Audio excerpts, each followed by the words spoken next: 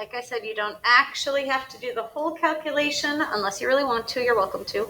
Mainly think about the null hypothesis and what your expected values would be.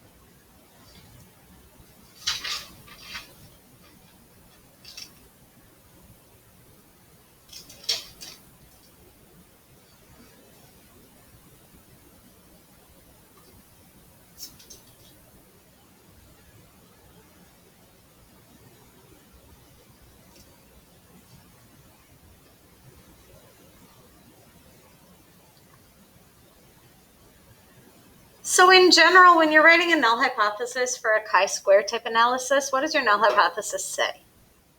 It can just be in general. It doesn't have to be specific to this one. Right. There's no statistically significant difference between what you observe and what you expect. Yeah. So your null hypothesis is always that nothing's happening, right? Any little difference you see is just random chance. There's not actually anything going on. That's what a null hypothesis says. So it says there's no statistically significant difference between what you observe and what you expect. In this case, how do we figure out what to expect? Yeah. You do the Punnett squared and see the combinations. Exactly.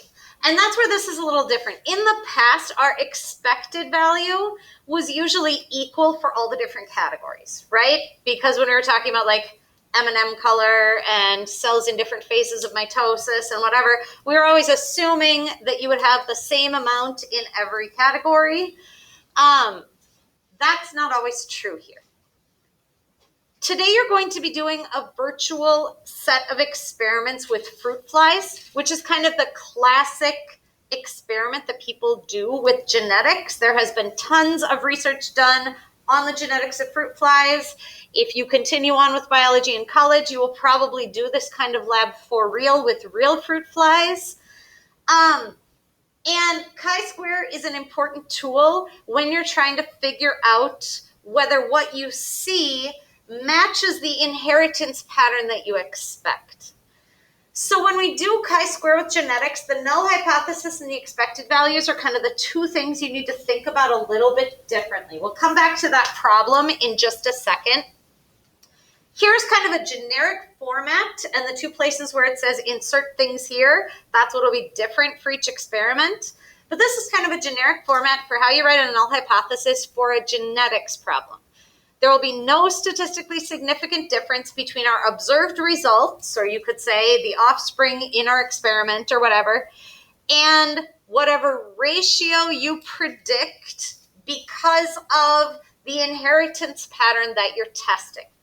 Your hypothesis in a genetic scenario is basically, we think this trait is caused by one gene that shows complete dominance.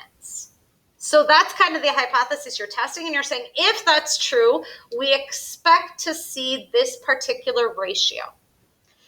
And so your expected values then come from your Punnett square or calculations of probability. If you're doing something more complicated, you can use those probability calculations, but it's based on the inheritance pattern that you expect.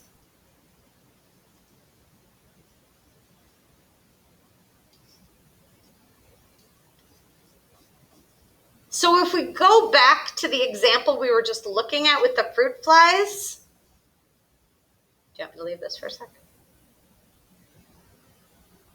I can put this back up later if you want to see those words again.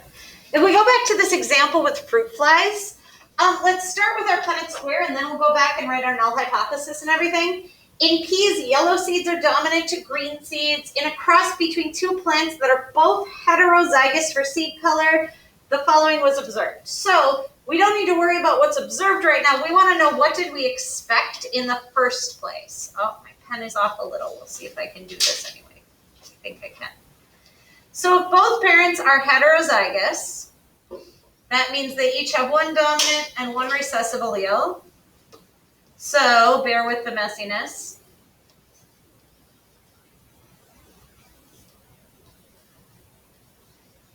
That's okay. So in the offspring, what ratio would you expect to see between dominant and recessive phenotype? 3-to-1. You have these three, the top two and the bottom left, all show the dominant phenotype. The bottom right shows the recessive. So our null hypothesis would look something like this.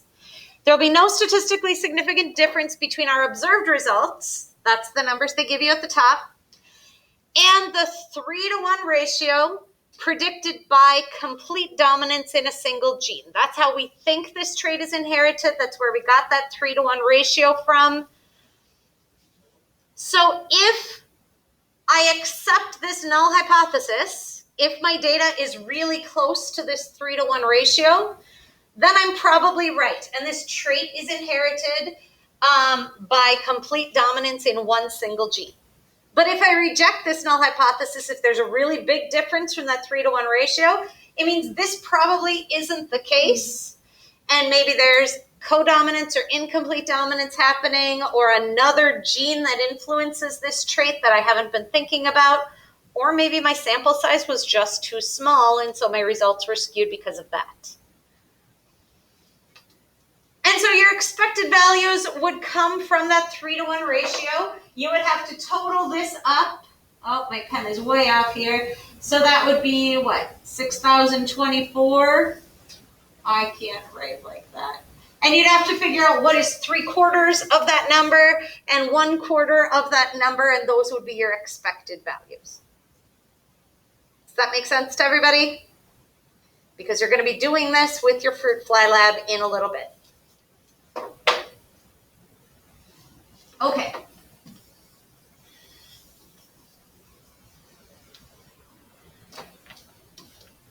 So today you're going to be working on this virtual fruit fly lab.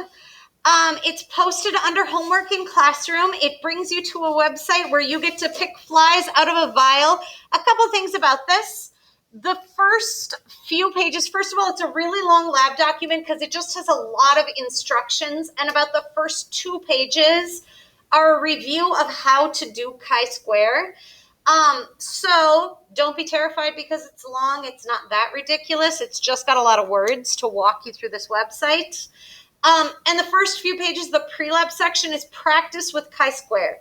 So it's kind of up to you if you want to start with that practice and review, or if you want to just jump into the virtual lab, skip ahead a couple pages and start crossing flies and recording data and go back and do all the chi-square and the analysis stuff later. That's fine. The other thing is, keep in mind, this is a little bit like a real experiment. This website is designed so that you get to pick. It'll show you like dozens of fruit flies. And when you click on each one, it'll tell you this is a male that has these characteristics. This is a female that has these. So you can kind of decide out of all the flies you have, which ones you're going to cross.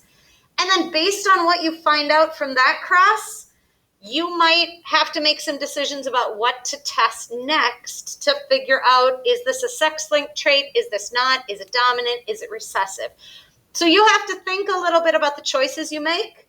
To start with, for some of them, you can just randomly pick a couple, but you do need to be a little bit intentional and thoughtful, as if you were actually performing an experiment. You're going to go through a couple different scenarios that it walks you through. And for each one, you're trying to kind of think about, how is this trait inherited? Is this an autosomal or a sex-linked trait? Is it a dominant trait or a recessive trait? And you're going to be using Punnett squares to see what your predictions are and using some chi-square tests to see whether your data fits. You have the rest of class today to work on this, and then you also have tomorrow to continue working on this. So do you have any questions right now?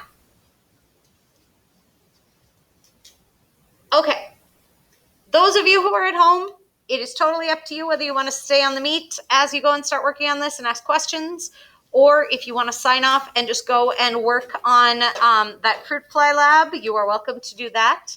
You do need to come to the live meet for a little while tomorrow, but it'll be real brief. It'll just kind of be a check-in to make sure that you're on track and see if you have any questions. and then you can work on whatever you choose to work on, okay? So if you don't have any questions, you are welcome to sign off for today, and we will see you tomorrow, or you can hang out and start working on the fruit fly lab, and I will stay here in case you have questions while you're working, okay? And those of you in class, if you would like to do the online lab part with someone else, you each still need to fill in your own documents so I know that you know the language of chi-square and you know how to do analysis and stuff. But if you want to run your experiments and kind of talk through it together, you can do that and then just have both your documents open and kind of work through it together. That's totally fine.